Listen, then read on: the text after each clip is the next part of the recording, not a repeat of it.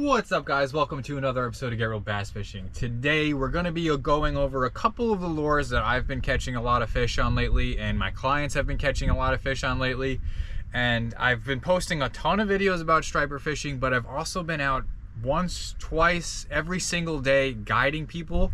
So some of the baits that have been working have not necessarily been inside of our videos. So we're going to talk about them right now in this video.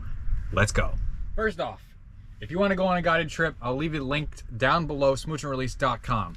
With that being said, we're going to go over a couple of these baits. I'm going to start off with a yellow mag darter. For some reason, maybe it's the weak fish in the water, there are a lot of bites going on the yellow mag darter. It's kind of hard to see. I'm at a weird angle with the sun, and there's winds everywhere I go. So this is the only place I can do it. So here we go, a yellow mag darter. This is a 6-inch. And I'm throwing this kind of bait. If I can get it out far, awesome. I'm just trying to get it into the holes and into the rips where it's just going to move, tuck into the water, and just give me a nice little wiggle.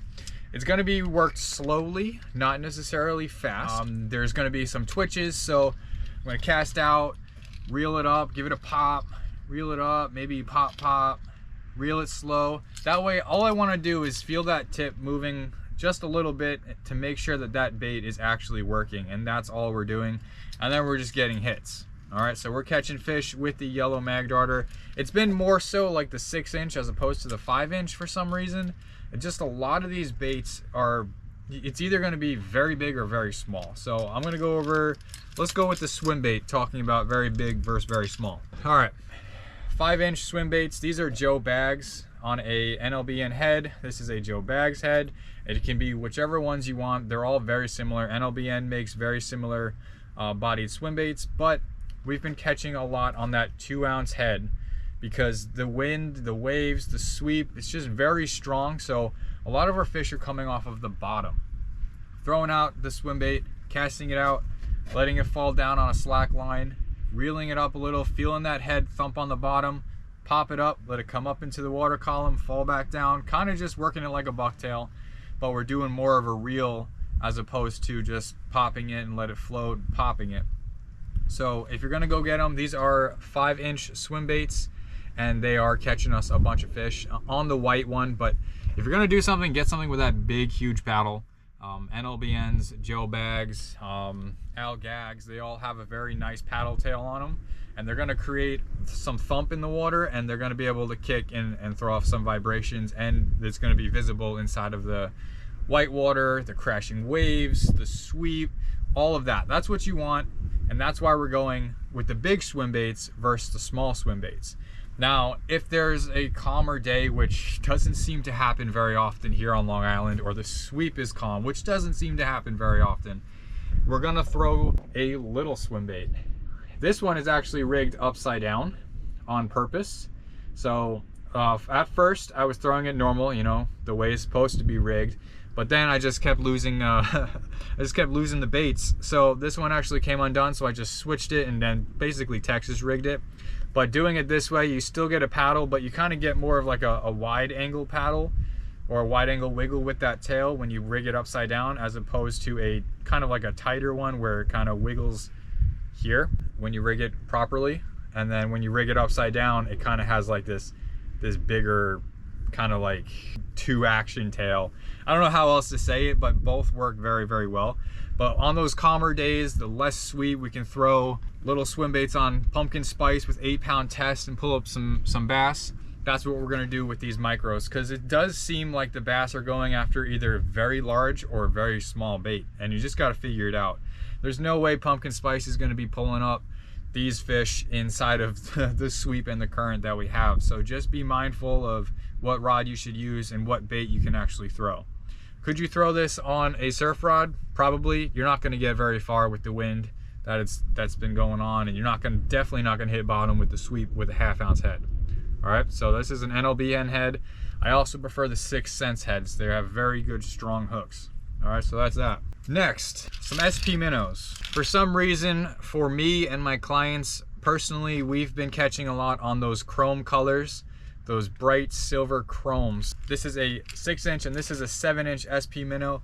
And these versus the mag darters, I go over this almost every single trip. But these mag darters are gonna have kind of like a tight wiggle, where these SP minnows are gonna be more erratic, go crazy, and they're also gonna have a side wiggle to them too. So these are more of fishing in the current, trying to just grab fish from afar. I think that's why the chrome is working very well and why these yellow ones are working very well, where they're kind of getting that aggressive bite and they're pulling fish in, not necessarily going past a fish right in front of their nose and pulling them in. But also these have a good wiggle to them. So SP minnows in silver 7-inch will probably be the best for you right now. You might be catching a lot more fish as opposed to like the 5-inch ones. There's just so much water lately. We've got a lot of storm surges. We just had a full moon. We have a big sweep. So I've been throwing some of the larger plugs and larger swim baits, just trying to get more vibration, more sound, and more sight out of my baits so that I can attract more fish instead of not necessarily pulling in fish and just trying to get in front of them. Because for some reason there aren't many fish, but if you can find the proper holes or the cuts in the bars where fish might be staging up and sitting around and just swirling on bait, you might be better off. Also, when it comes to the SP and the swim bait and the mag darter, there's a lot of shad that are very large in the water. There are some bunker that are about this size. Haven't really seen full size bunker since like April, but there's a lot of bunker in the water that are about this size, 6 and 7 inches, between 5 and 7 inches. So that could play a big factor as well. We've been going out in the mornings a lot and we've been seeing the shad, and usually this is the time of year, really start seeing it in September and October, but definitely in November we start seeing the shad out on the fronts and they're just splashing everywhere and you can basically walk across them. There's just a lot of shad and they're all in the very same similar size, if not bigger, but they have that chrome silvery shine to them. Next, and probably the last thing we're going to talk about, is you cannot go wrong with bucktails. These are Spikes bucktails. We sell them and hand tie them. I hand tie them. They're on the website, smoochandrelease.com. Do you need these? No. Go out and get whatever bucktails you can get your hands on. It does take a couple days to ship, but it would definitely help me and the channel if you purchase some of these. But this is a 2 ounce. This is a 1.5 ounce. Sometimes we're in need of a 3 ounce. I have a 3 ounce in my bag, so that's a 2 ounce minnow head that I have there. Where is my 3 ounce? I don't personally sell the 3 ounce. There's absolutely no profit for me to spend the time to tie a 3 ounce and sell it. So this is I believe this is an S&S jig. S&S makes really good jigs. However, I'm pretty sure this is synthetic. These are actually deer hair. But we've been throwing 3 ounces in the big sweeps, the heavy water, the fast moving current, and in the inlets. Sometimes we can get away with the 2s, and on the calmer days, which is very rare, you know, we're throwing 1s or 1.5s. And we're also putting those jig strips on there. White's been working very well for me for the entire year when I'm using bucktails. This is that eel tail from Fat Cow. This is that split tail. And then in the much calmer areas, we're throwing 3/4 ounce, and we're just either using a Zoom split tail trailer, or we're cutting down those split tails from Fat Cow to be of a proper size. But you cannot go wrong with bucktails. If you had to go out surf fishing or go to the shop to pick up something for the fall run at this very moment, I would suggest definitely getting your hands on some bucktails, smoochandrelease.com/shop, or getting your hands on some of those swim baits, SP minnows, or mag darters. You cannot go wrong with that. Just for the heck of it, I mean, I've been catching some fish on these. These are little sand eel presentations. I've been working 3/4 ounce heads and also a 1.3 ounce head. These are Bill Hurley's. The only place that I've seen them, and really it's where I've been going lately, is Whitewaters out in Hampton Bays.